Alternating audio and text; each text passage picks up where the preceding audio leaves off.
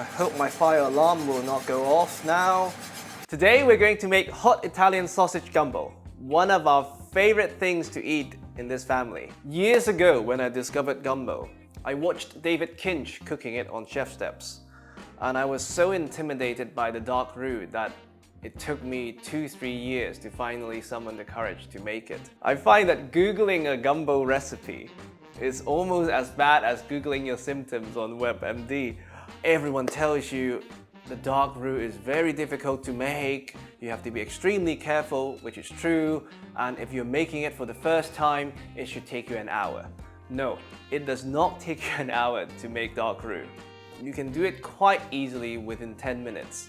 It's going to smoke a bit, you probably need to crack open your window, but the complexity it brings to the dish is unparalleled. The closest thing I could think of to describe a dark roux is, imagine you're having the crust of a very good piece of bread in liquid form. That's dark roux for you. So, first, we're gonna brown the sausages. You can do it on the stove top, but to save us time, we're gonna do it in the oven at 180 fan, and we're gonna turn it once after 20 minutes. I often find sausages, they brown way more evenly in the oven anyway. And once they're out, we'll add it to our gumbo. I mean, you can start this off in the pan if you really want to. Bit of oil, just to help it get even browning. High smoke point oil, of course. Goes into a middle shelf. We flip after 20 minutes. Now, before we start making our dark roux, we prep the vegetables. Here we have the holy trinity: green bell pepper, onion, and celery. We're gonna add a bit of jalapeno for extra kick and a bit of garlic. So, green bell pepper. You can leave them quite chunky because this is gonna cook for hours. If you mince them too finely, you're not even gonna detect them in your gumbo. But it's important to cut them in even-sized pieces. So if you're dicing them this big, the onions and the celery should have similar size. I probably should have used a bigger bowl, but we'll see. We will see. You want the ratio to be about 2 to 1 to 1.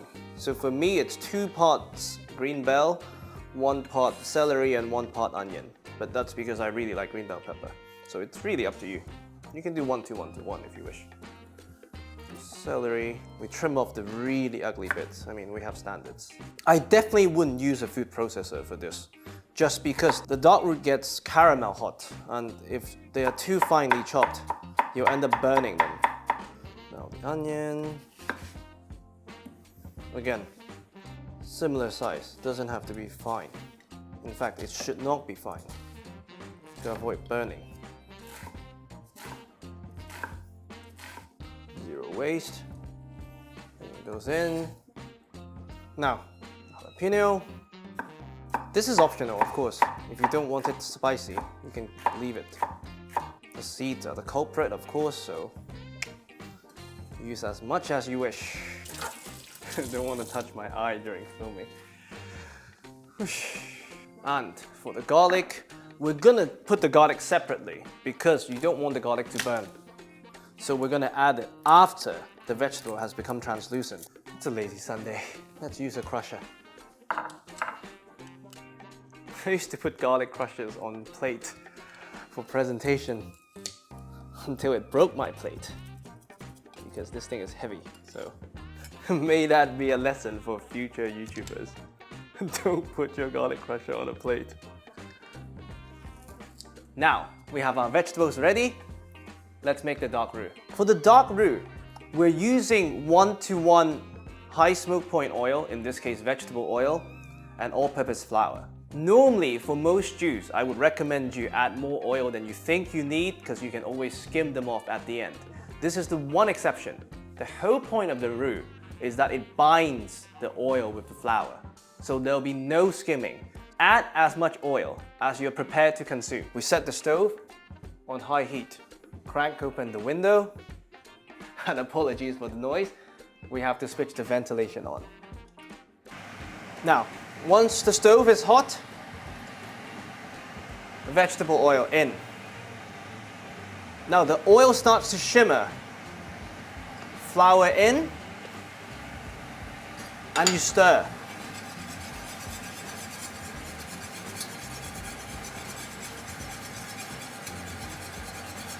There's no real secret to it. You just have to keep stirring. You cannot over stir a roux. You can only under stir. So the way I like to do it, because I have a flat induction top, I like to rotate the pot. But if you're using gas top, please don't do that.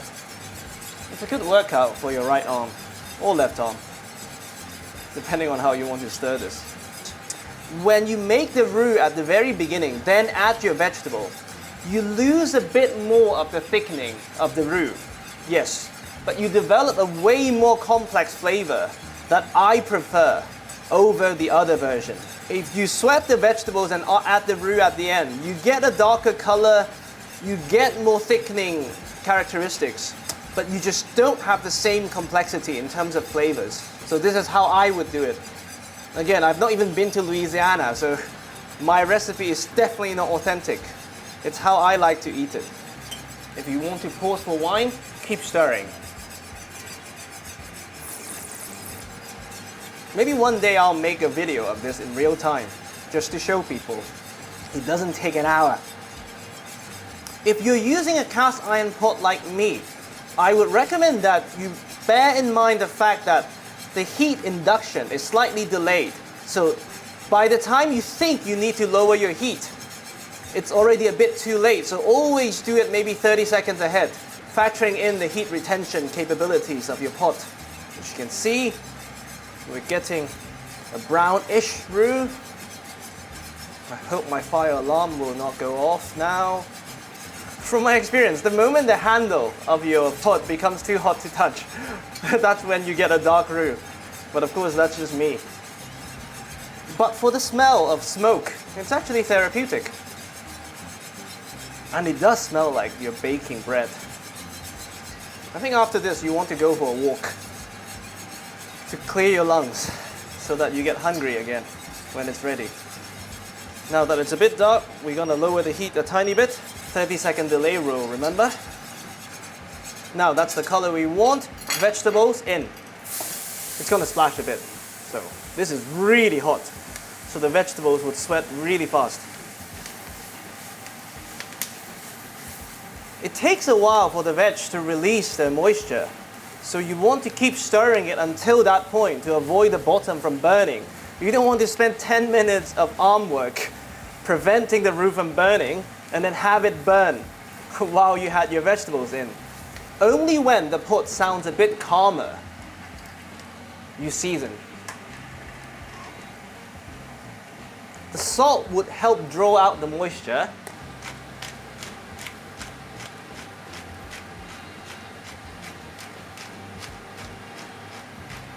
Yes, that's a lot of black pepper. I'm getting double heat from the sausage and the gumbo.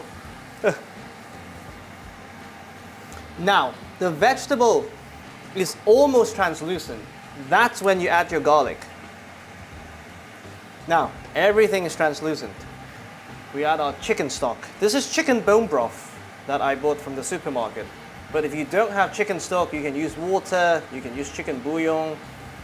If you have homemade chicken stock, great. And because this is a roux, we're going to add the liquid slowly.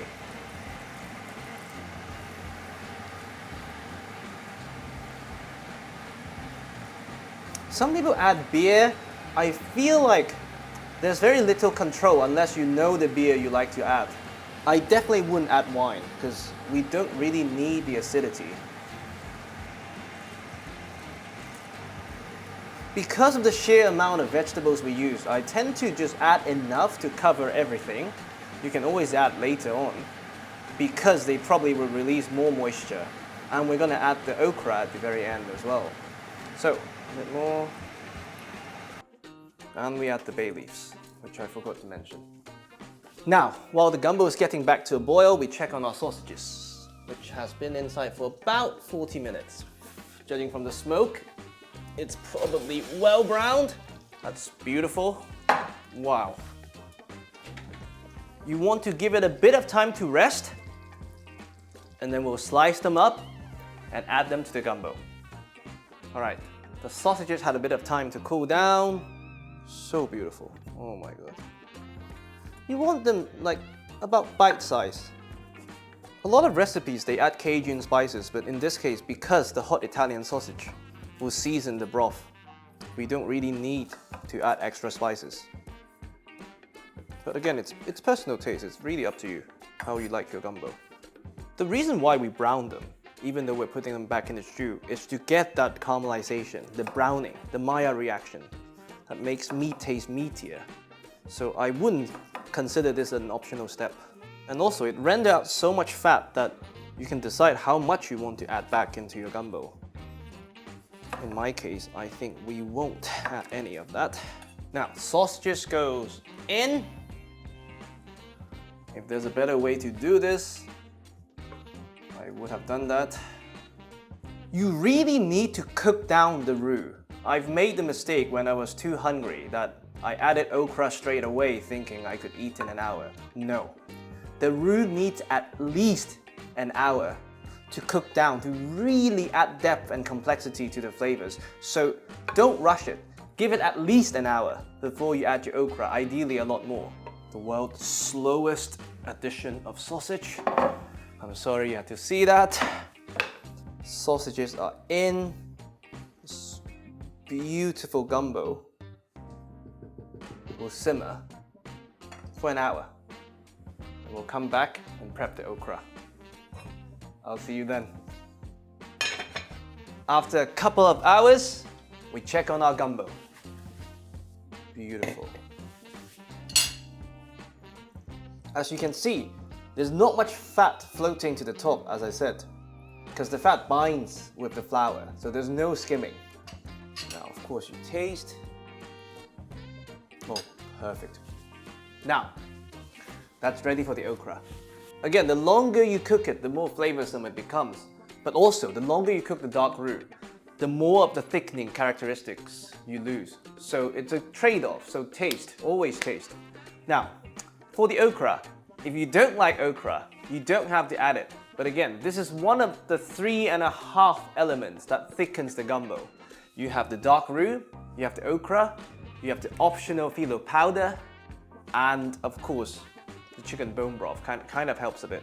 So now, I love okra, so okra goes in for me. You can use frozen one as well. Again, you cut them into bite size. So with the okra, it's a personal preference how long you want to cook them. If you like them crunchy, I would just cook them for half an hour. If you like them a bit wilted, which is how I like them, for an hour. Anything more than an hour, they start to disintegrate. So I definitely would keep it between 30 minutes to an hour. Now, okra goes in. Lid back on. And while we have this slimy chopping board, we might as well prepare some spring onion for garnish. But normally for stews, I like to use just the green part of the spring onion.